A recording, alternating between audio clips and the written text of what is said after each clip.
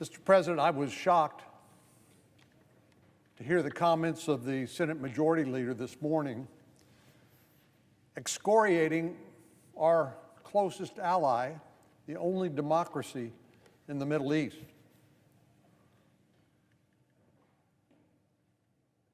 You know, we don't appreciate it when other countries tell us how we ought to govern our country.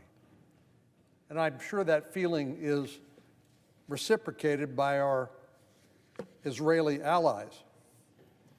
Here's what the ambassador, former ambassador of Israel, said on social media. He said, "Regardless of my opinion of Netanyahu and his fitness to serve, Senator Schumer's call for new Israeli elections is deeply disrespectful of our democracy and sovereignty. Israel is an ally, not a vassal state. Along with the U.S., we're one of the few countries that have never known a non-democratic government, and the only democracy never to have known a moment of peace. We deserve that respect." I think Ambassador Oren is exactly right. The Majority Leader's speech this morning was deeply disrespectful of our ally, which is indeed, as I said, a sovereign nation and a democracy. I traveled to Israel and Saudi Arabia and Jordan in January with 5 other members of the Senate Intelligence Committee. We met in Jordan and then in Saudi Arabia with Mohammed bin Salman, and then with Prime Minister Netanyahu and the Defense Minister Gallant in Israel. Of course, war involves collateral damages to innocent people, but the people responsible for initiating that war in Israel was Hamas, a proxy of the Iranian regime, one of many. And for somehow to say now, 5 months after that horrible attack on October the 7th, that Israel ought to stay its hand and allow Hamas potentially to reconstitute in Gaza is not only deeply disrespectful, it undermines the ability of the Israelis to do what they must do, which is destroy that threat. I know 3 months after the attack on October the 7th, when I was in Israel, when I heard some of my colleagues say, well, we need to have a ceasefire. Well, I know if Hamas had not started the shooting, that Israel would not have started, and we would not find ourselves with all of these casualties on both sides. But we know that Iran is the head of the octopus, and the tentacles reach far and wide. I know we've all learned more about world geography and how the world works in recent years. Since America, we thought we were safe on our own continent, and we had an ocean to protect us on each side. But 9/11 was a reminder that not even Americans are safe from the hand of terrorists. And Iran is the #1 state sponsor of terror.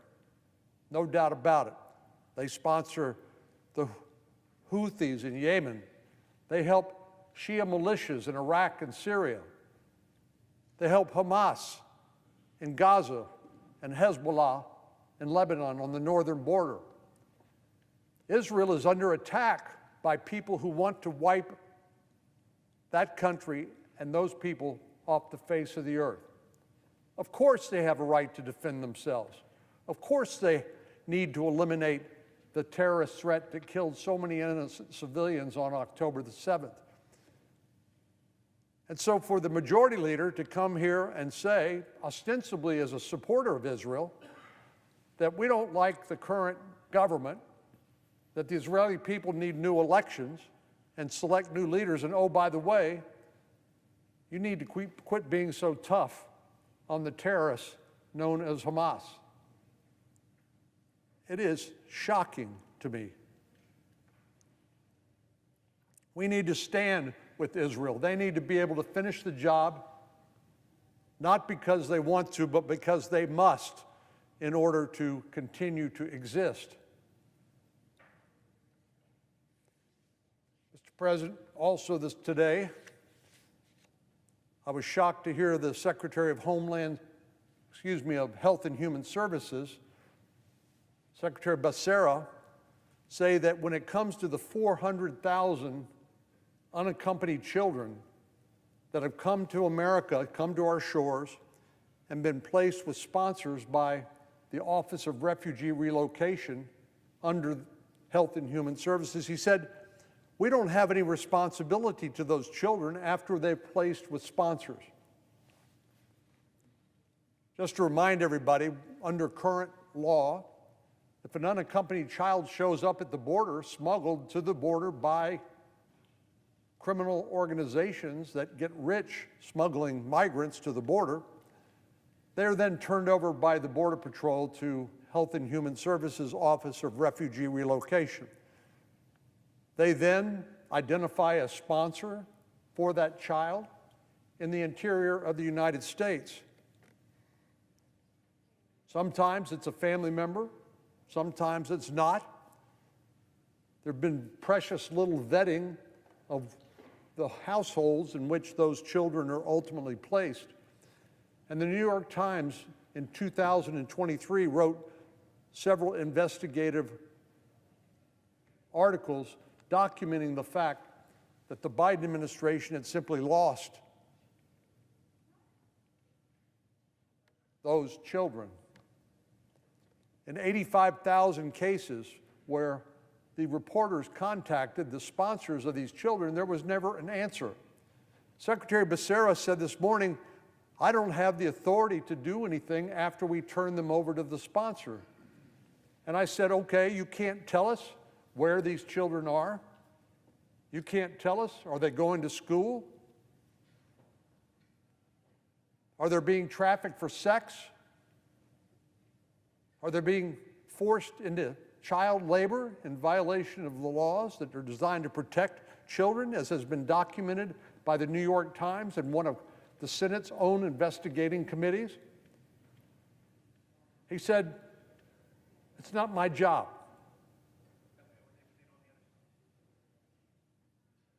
And frankly, my conclusion is he simply doesn't care about the welfare of these 400,000 children living in communities all across America.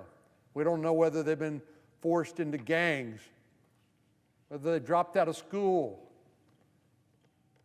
Secretary Becerra and President Biden don't know, and they don't care.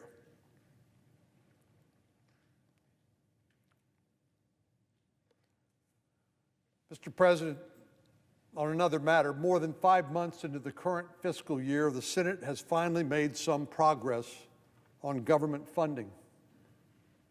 Just so anybody listening understands where we are, we're actually doing the work that we were supposed to do last year before the end of the fiscal year, which is September the 30th.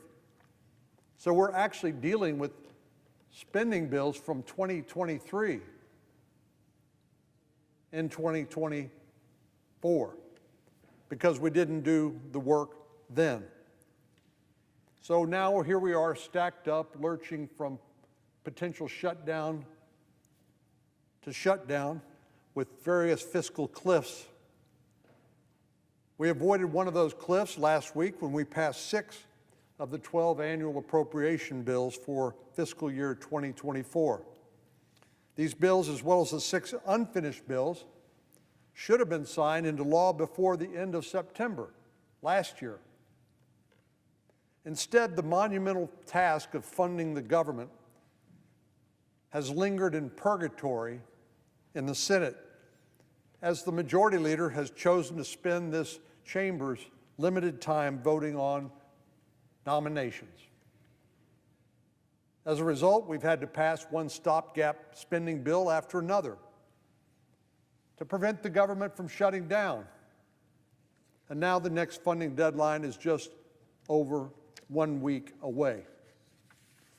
Unless Congress passes 6 more funding bills by midnight next Friday, portions of the government will shut down and countless public servants will be left without a paycheck and the American people unnecessarily inconvenienced. Well, that includes American troops that will be left without a paycheck. It includes the Border Patrol, includes Customs and Border Patrol officers and other law enforcement, many of whom will have to work without pay if that occurs. I'm deeply disappointed we find ourselves with this state of affairs nearly halfway through the current fiscal year. This is Washington dysfunction at its worst.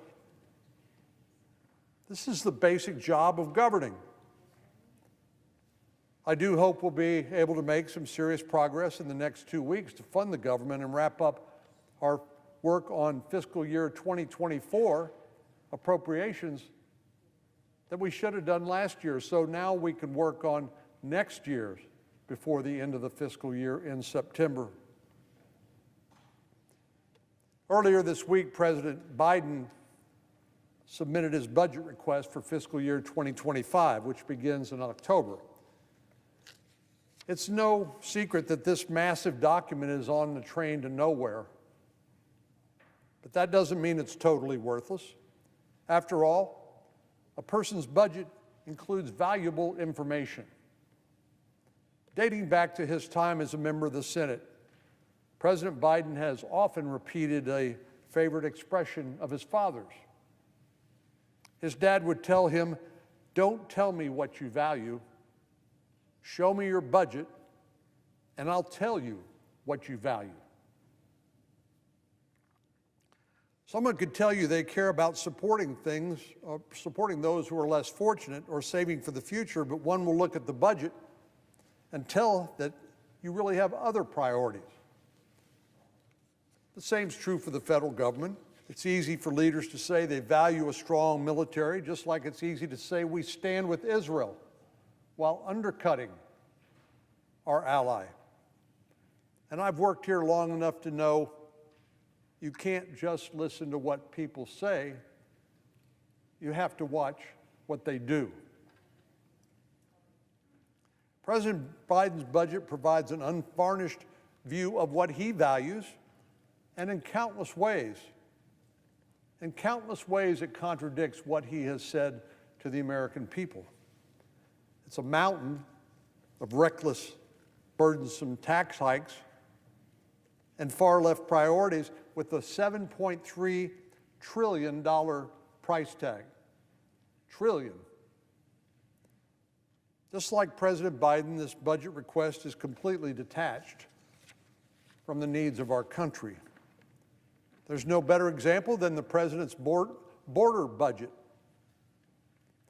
Since he took office, our country has grappled with a completely unprecedented crisis at the border, part of which I spoke about a moment ago.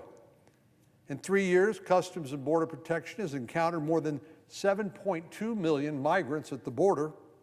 That's higher than the total for the entire 12 years of the Trump and Obama administrations.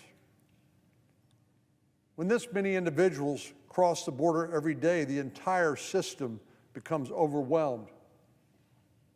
We don't have enough Border Patrol to respond to the overwhelming number of people coming across the border every day. We don't have the facilities to detain them for the amount of time needed to process their asylum claim. And we certainly don't have enough resources to return individuals with no legitimate reason to remain in the United States back to their home country. We need more personnel, facilities, and resources to address this crisis, as well as changes in policy. But the overarching issue that needs to be fixed is the record-breaking pace of migration. Everybody knows if a pipe breaks in your home, your top priority wouldn't be to buy more buckets. It would be to turn off the water. That's what we need to do here. We need to address the wave of humanity that keeps coming and coming and will keep coming and coming. Unfortunately, President Biden's budget wouldn't make any meaningful changes to that.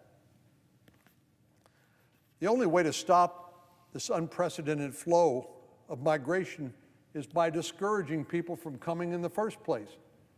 That's called deterrence. Border Patrol calls it consequences. When there are no consequences with coming here through illegal channels, then people are going to keep coming. President Biden needs to make clear that anyone who does not have a legal basis to remain in the United States will be detained and deported. Those are the operative words here: detain and deport, or repatriate if you prefer.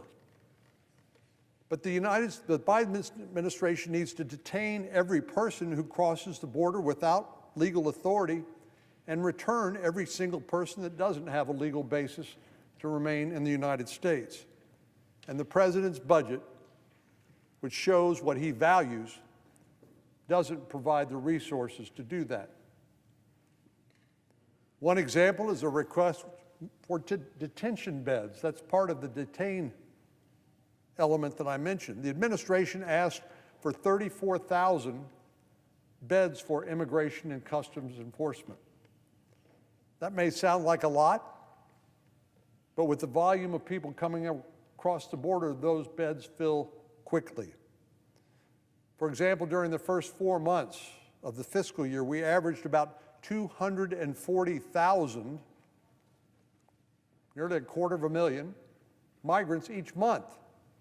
That's about 8,000 crossings each day.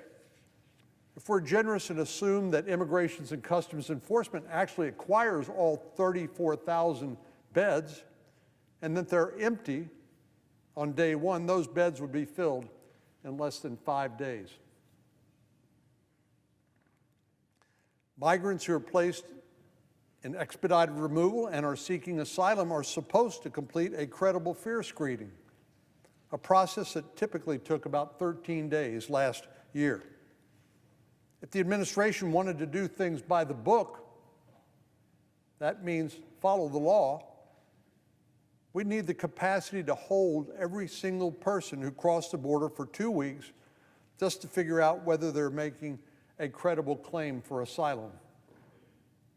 And then a longer period in which to evaluate those claims. And to re-emphasize the point, that's just to figure out if an asylum claim is plausible on its face before an immigration judge determines whether it is supported by any evidence. At current levels, that means we'd need more than 100,000 beds just to figure out whether migrants are making facially plausible claims without even determining whether those claims are supported by real evidence. As I said, the winning formula is detain and deport, not catch and release, which is the Biden border policy. The president's budget doesn't provide nearly enough resources for things like removal flights either. Given the unprecedented pace of illegal border crossings during the Biden administration and the rate at which new migrants are arriving, certainly they see the welcome mat waiting for them. Not a red light, not a blinking yellow light, but a green light. Come on in. That's the message that's being sent. ICE needs a dramatic funding increase for air charter flights, for example, and it needs enough resources to return migrants to their home countries. But the administration has once again failed to give the agency the resources it needs to carry out its mission.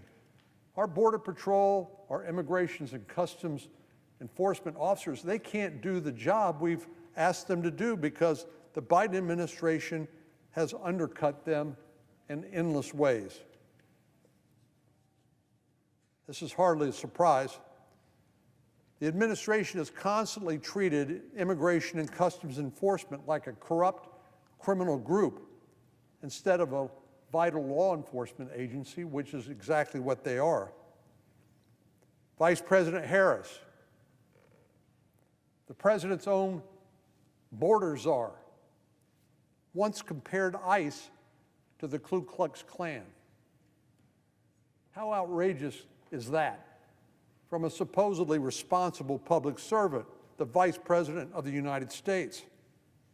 This administration has never been serious about the border, and its budget continues to prove that.